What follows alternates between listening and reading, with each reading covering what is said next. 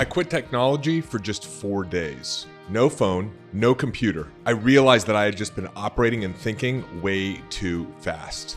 Honestly, it had been going on for a while. Swiping, poking, tapping, listening to things at 2 times speed. I just knew that something wasn't right. So for 4 days, I disconnected from everything. I didn't realize how damaging technology was. It happens so slowly, but it just keeps building and building over time. I'd be in my car and notice I'd just grab my phone at a stoplight. I'd be in a conversation with my wife, and in the middle of her talking, I'd just grab my phone and look at the time. I've overcome alcohol addiction, drug addiction, sex addiction, but this was way more addictive. And after just 4 days, it was like someone turned the lights back on. If I had known this sooner, I would have done it years ago. It has literally changed the way I'm looking and experiencing life. Literally everything.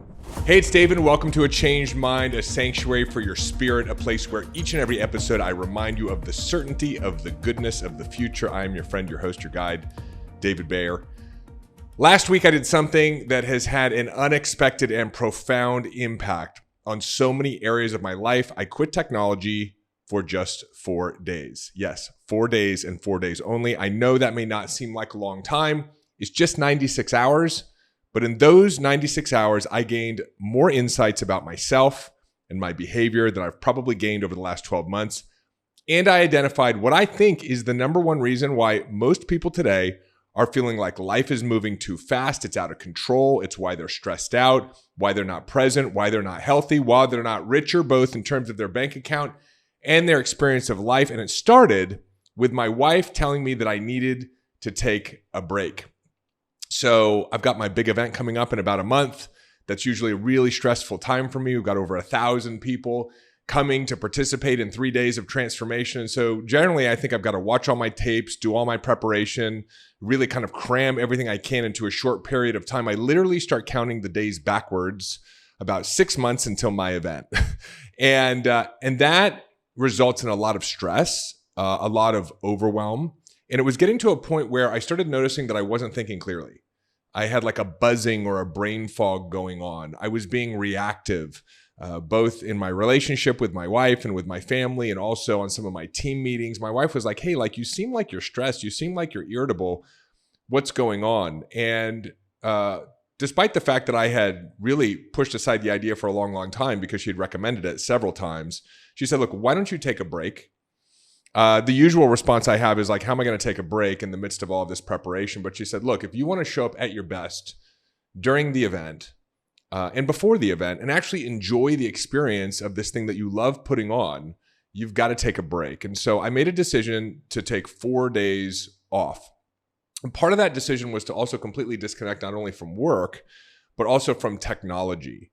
And she and I had a conversation where she said, look, I think that if you don't give your mind an opportunity to think about things related to work, and you don't stimulate your mind with the videos that you're watching on YouTube or checking your stats or your metrics or the ticket sales or receiving emails from the team, it's going to create an opportunity for your mind to just settle down. And, you know, being in the work that I'm in, she's 100% right. You know, all of these external stimulus trigger thinking. That's what the mind does. It thinks.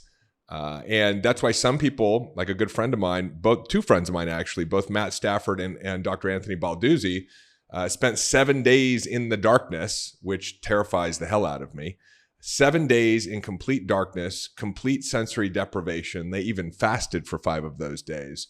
Because as you withdraw stimuli from the mind has no choice but to actually start to slow down. And in that slowing down, there's a couple of things that emerge. One is new ideas and new thoughts. 2 is a calm and a peace and a stillness. But so often we get caught up in life and we feel like, hey, we just don't have the bandwidth, or now is not the right time to take the disconnection. And what ends up happening is it's never the right time. And so what I've seen in my own life and what I see in the lives of so many other entrepreneurs and just human beings in general, especially with 24/7 access to social media, and not just social media, but the speed at which things are occurring. You know, it's like we used to look at long form content, and we still do, but now you've got, Instagram shorts and YouTube shorts, or Instagram reels and YouTube shorts. It's like these, 10 to 30 second micro doses of engagement. And that's all information that goes, into your neurology and that stimulates and speeds up your system. And so I knew that I needed a break. And so despite the fact that there was a big part of me that was like, this is absolutely the worst time, I knew it was the best time. It sort of reminded me of when Gandhi said, supposedly, I have so much to do today, I must meditate for 2 hours instead of 1. It's like I have a lot to do over the next month, and so I've got to be at my best self. And so I started the clock on a Thursday morning. I woke up and there was no checking my phone. There was no checking my emails. In fact, Carol and I have the business together. She wouldn't even bring up work topics with me. She sent an email to the team that said, hey, David's focusing on preparing for the event, which was true, by not doing anything. So please send all communication through me, Carol. And I just noticed right from the get-go what a habit I had been in. Every single morning I wake up, I've got the podcast obviously on the audio platforms and on YouTube. I love seeing the comments of people getting so much out of the episodes. I like looking at the statistics because it's a bit of a gamification. How well did the last episode perform according to the YouTube algorithm? I check right now ticket sales for my event. And so I just noticed that wow, I was in this really automatic habit of wanting to grab my phone and check this information, checking my stats, checking social media. And of course I didn't, because I committed to the 4 days of technologic detox. And so what I actually did instead was I went and I did some morning breath work. And when I do my morning breath work, it's a Wim Hof style breath work where I do some deep breathing. I do 3 rounds of it, and then I do a deep hold, and I like to time my hold. Of course, I time my hold on my phone. And so there I am in my living room, completing my 3rd round and doing my breath hold. And literally my left hand reaches down towards my left thigh where my phone would normally be sitting next to me to grab my phone to time my breath hold, but there's no phone there. And if you're watching on YouTube right now, I'm going to show you some videos real quick of what's happening now to young people. And when I say young people, by the way, I mean children who are being given access to their phones, who are learning how to swipe and tap and poke and who have become not just emotionally and psychologically addicted, but neurophysiologically addicted to their phones. And if you're listening on the audio platforms, you can't see, but what I'm showing you right now is actually a child who's sleeping, who's still swiping and tapping. And so we've all seen, what happens. I have a 2.5-year-old now. He doesn't have access to screens, but I pay attention to it when I'm out at restaurants.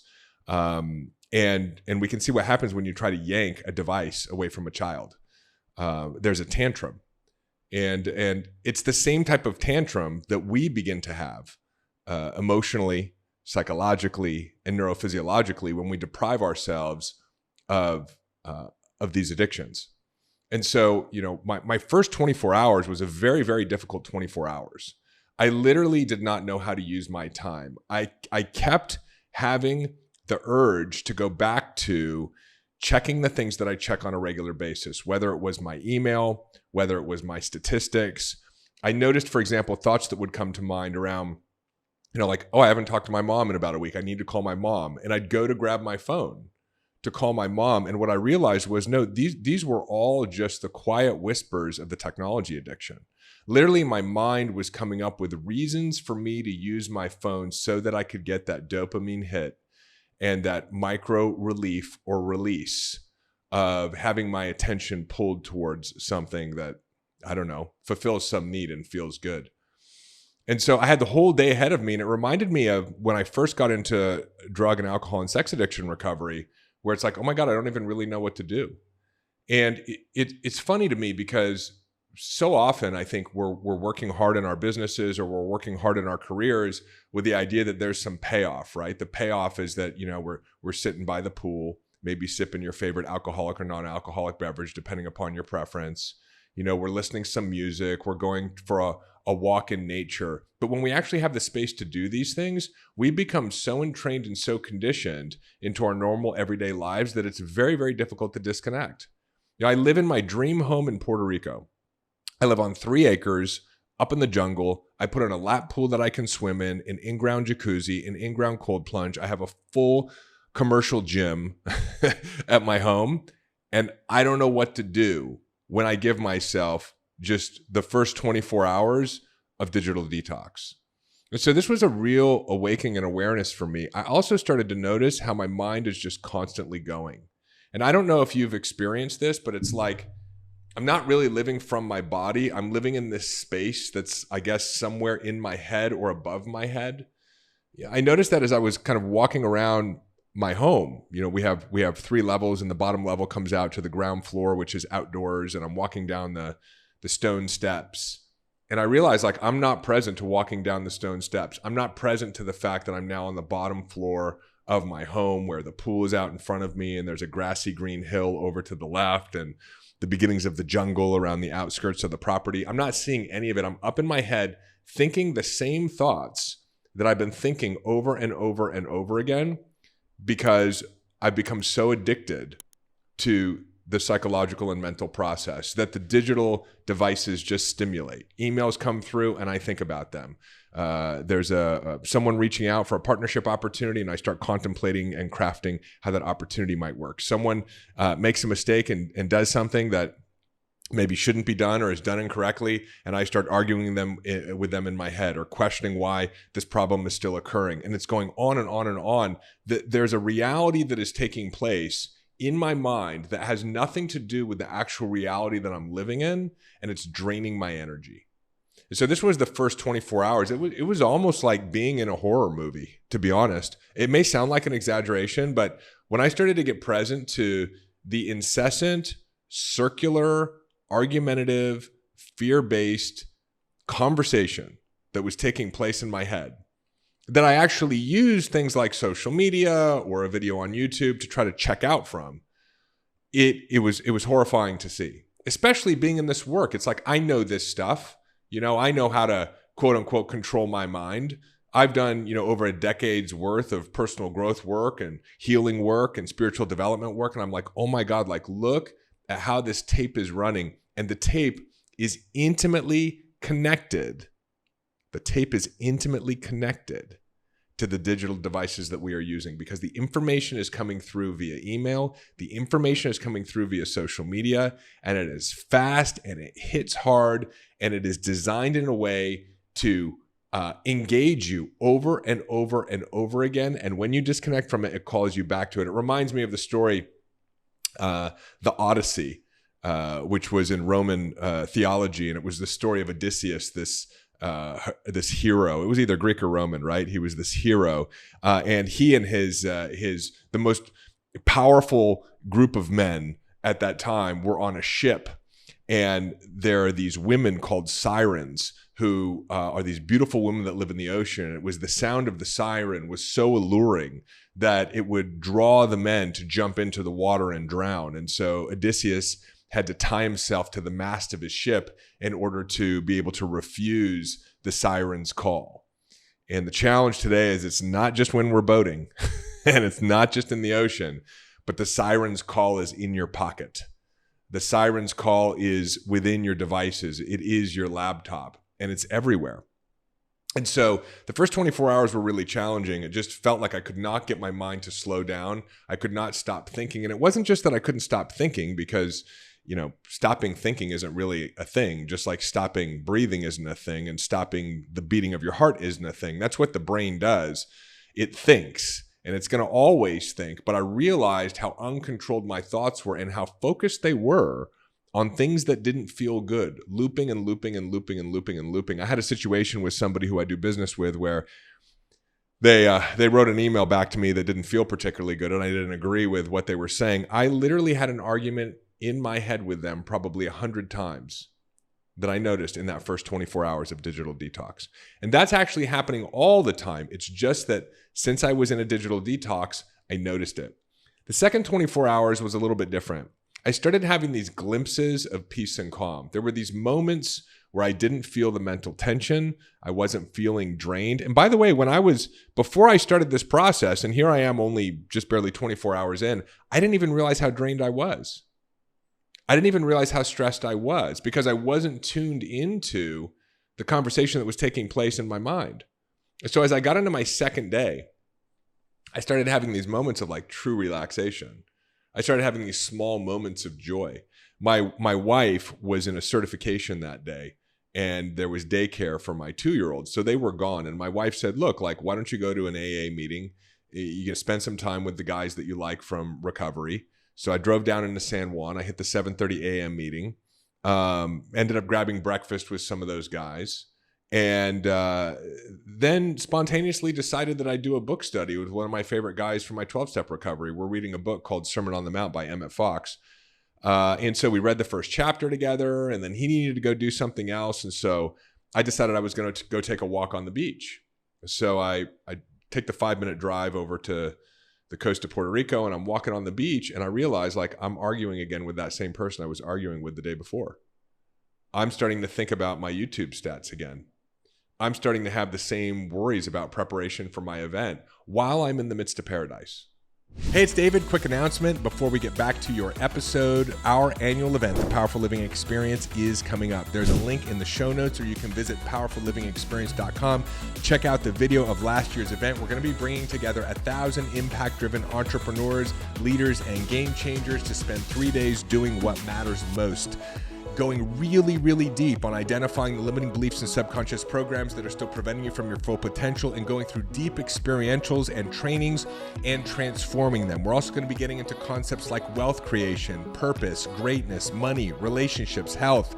And if you're an entrepreneur, we're going to be spending about 20% of that event opening up my business playbook, the same strategies and tactics and techniques that we use to go from $0 to $30 million in an impact-driven business, while spending 90% of my time doing what I love. There's nothing like the Powerful Living Experience. Inc. named it a top 3 must-attend personal development event for entrepreneurs and leaders, and I want to see you there. We've got some discounted tickets right now, plus some additional bonuses. Again, all the information is in the link in the show notes, or you can jump on over to powerfullivingexperience.com, get registered, and I will plan on seeing you there along with 1,000 other impact-driven, incredible members of our community for 3 days that you will never forget. And now, back to your regularly scheduled episode.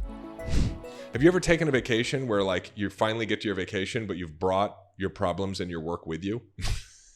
It takes like 3 to 5 days just to get into your vacation.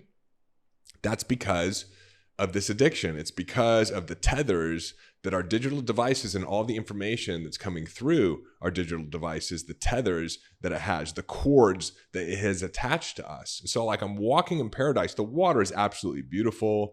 There are people having fun and playing on the beach. I'm looking at the palm trees and the beautiful hotels, and I'm like, I can only experience about 10% of this right now. Because every time I relaxed for a moment, my mind went back to those same patterns of thinking, literally pulling me out of my body up into this mental space that is not even a reality and disconnecting me from the paradise within which I live. But on the second day, I started to have some glimpses of joy, some moments of presence, the opportunity to actually make some decisions that, I think about it, I'm like, gosh, people look at my life and they're like, I'm sure a lot of people are like, I want what David has.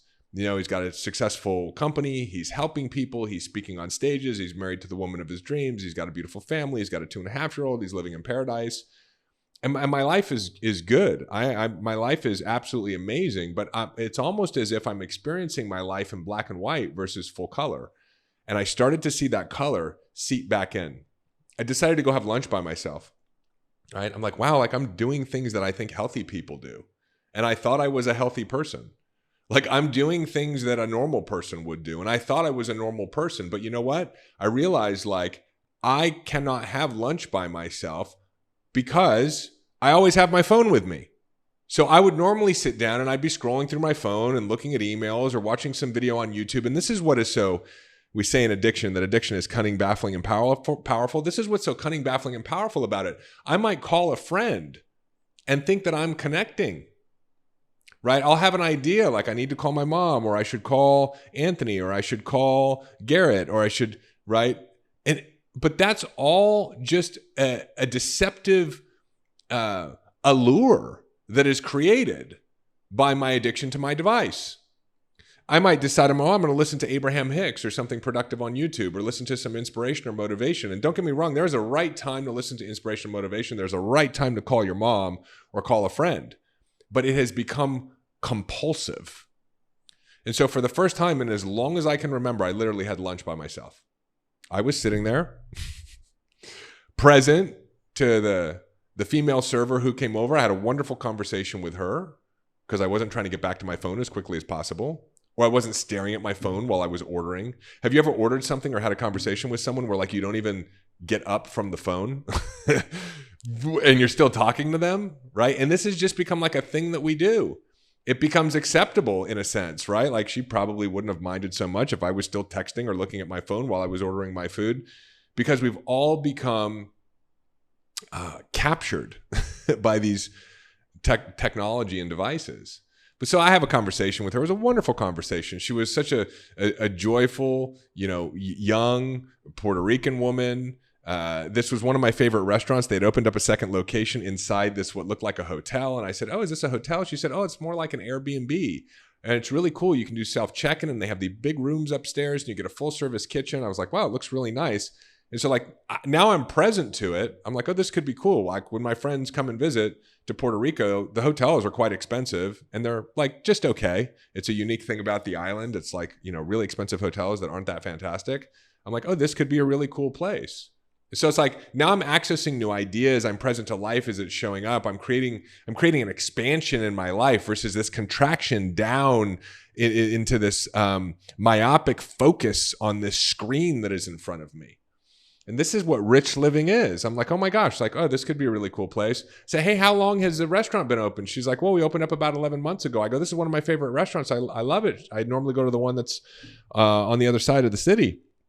And so she and I start having this wonderful conversation. And then this beautiful Indian couple sit down next to me.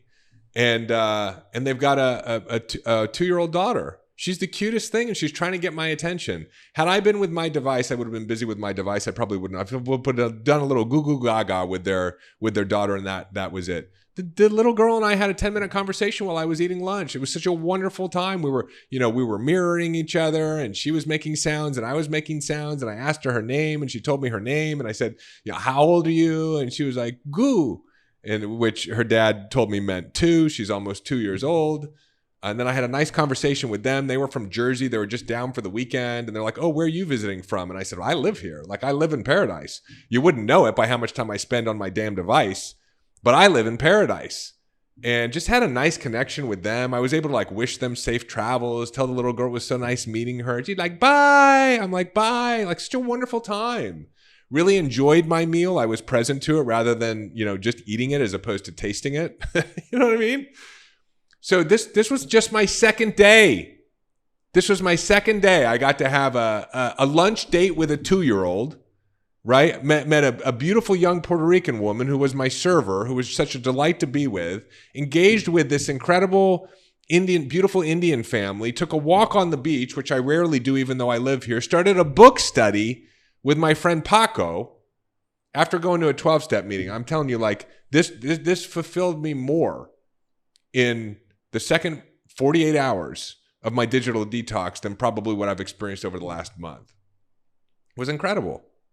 What happened in the next 48 hours, the third day of my digital detox, was even more extraordinary. I just started feeling mostly joy. I'd say 80 to 90% of the conversation in my head subsided. And by the way, this is not like me meditating. This is not me like finding some shaman and doing ayahuasca, right? This is not me finding a therapist and eating a handful of mushrooms. This is just me not being on my phone, not being on my computer, not talking about work. Removing the stimuli that's keeping me in a very small life, no matter what it looks like from the outside looking in, and just setting it aside. Now I'm on day 3, right? And I'm starting to feel 80 to 90% less of the looping conversation and 80 to 90% more joy. It was like somebody turned the lights on. It was crazy. I noticed that my vision has been deteriorating. I kid you not, my vision was back to almost normal by day 3. I was driving to Starbucks because that's my happy place to go get a coffee in the afternoon. And I was like, holy shit, like I can read street signs like 40 meters ahead of me. I can see license plates and read them 4 cars in front of me. I didn't have any of that for probably the last 18 months.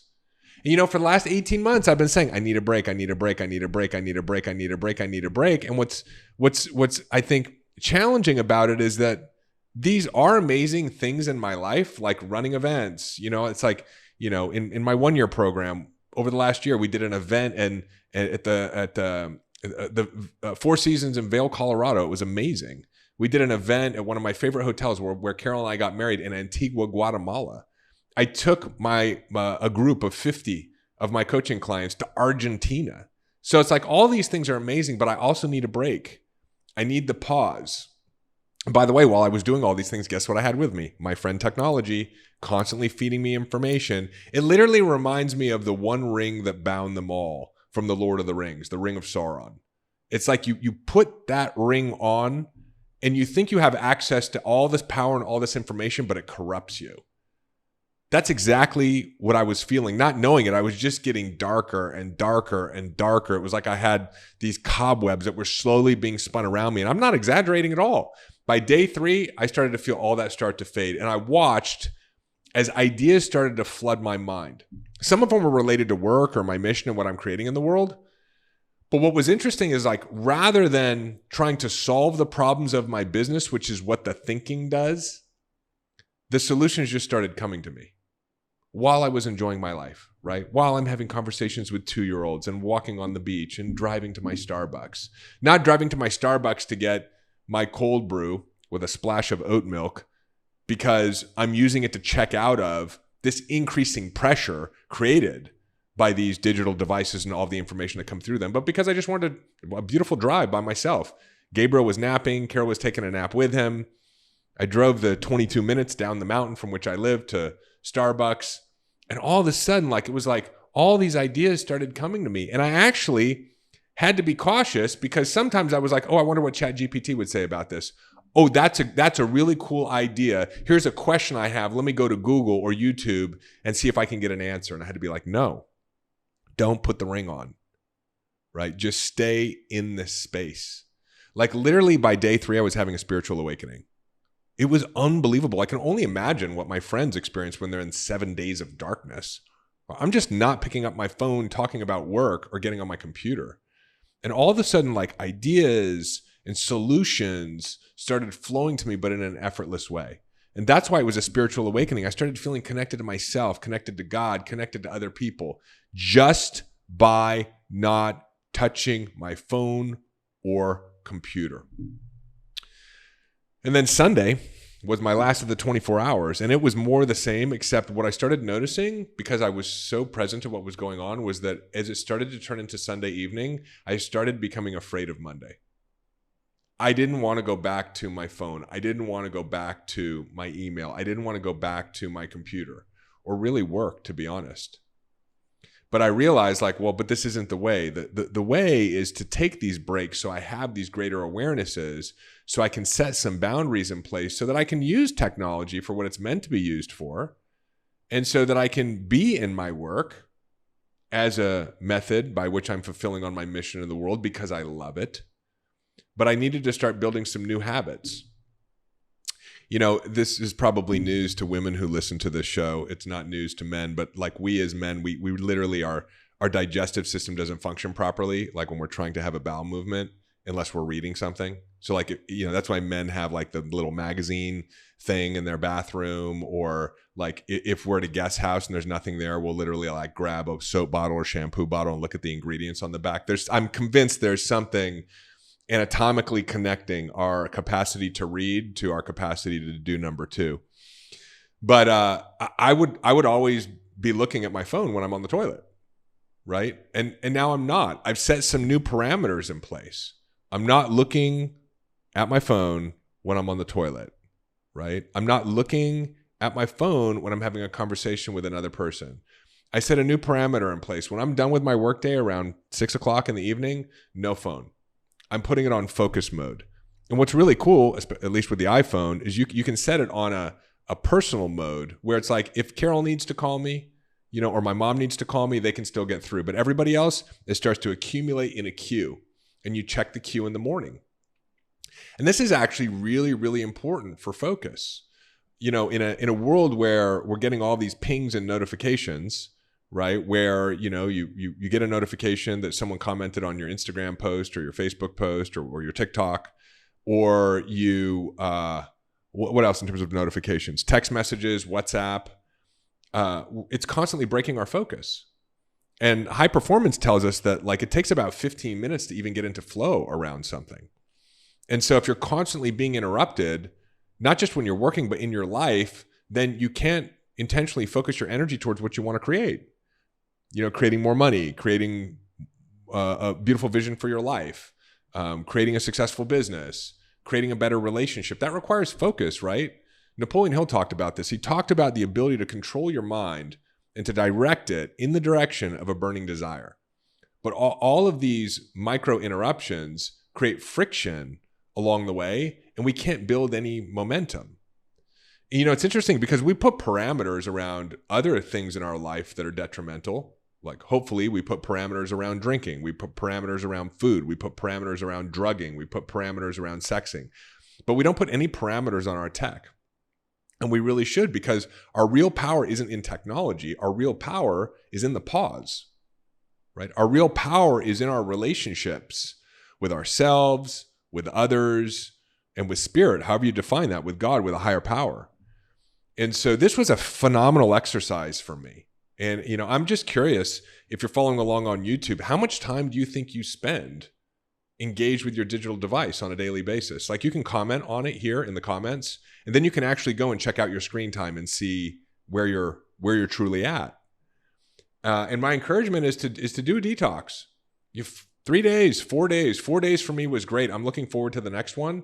Obviously I've got some things that I need to do as we roll into our event, but being able to do it over the course of a weekend is really easy. And tacking on a Thursday, Friday, take a 4-day digital detox weekend to yourself, and then come back and let me know what you experienced. Maybe you experienced things even more profound or different than I did, but I have to tell you that this was a game changer for me. So simple.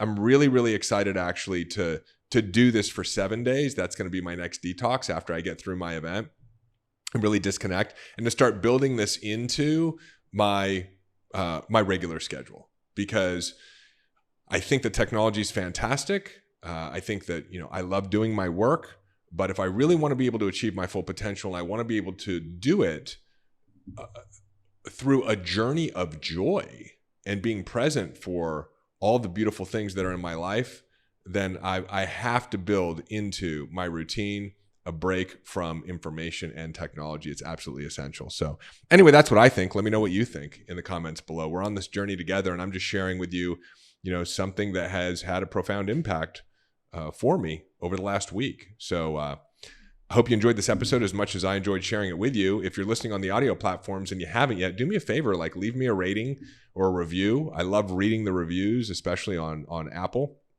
Love getting the ratings on Spotify. Makes me happy. And subscribe if you haven't. If you're following along on YouTube, do me a favor, comment. Like I said, let me know what your experience has been, what you think, how much time are you spending with your digital friends, and is it serving you? And if you haven't yet, subscribe and hit that bell icon. If you think this episode would be helpful for somebody else, all I ask is that you pay it forward and you share it with them. And let's keep on keeping on together. So I love you so much. I appreciate us being here together and being on the journey, right? Because that's really what it's all about. So thanks for listening to this episode, and I will see you in the next one. Hey, it's David. Hop on over to davidbear.com. Click right here. There's also a link in the show notes, and sign up for our newsletter. You'll get immediate access to my free Mind Hack ebook, as well as a couple of trainings to help you master the inner game. This is a great way to stay informed and be a part of our community and be notified of special announcements. Click below, head on over to the website, get subscribed. If you loved this video, make sure you check out this one or this one, and I will see you in the next video.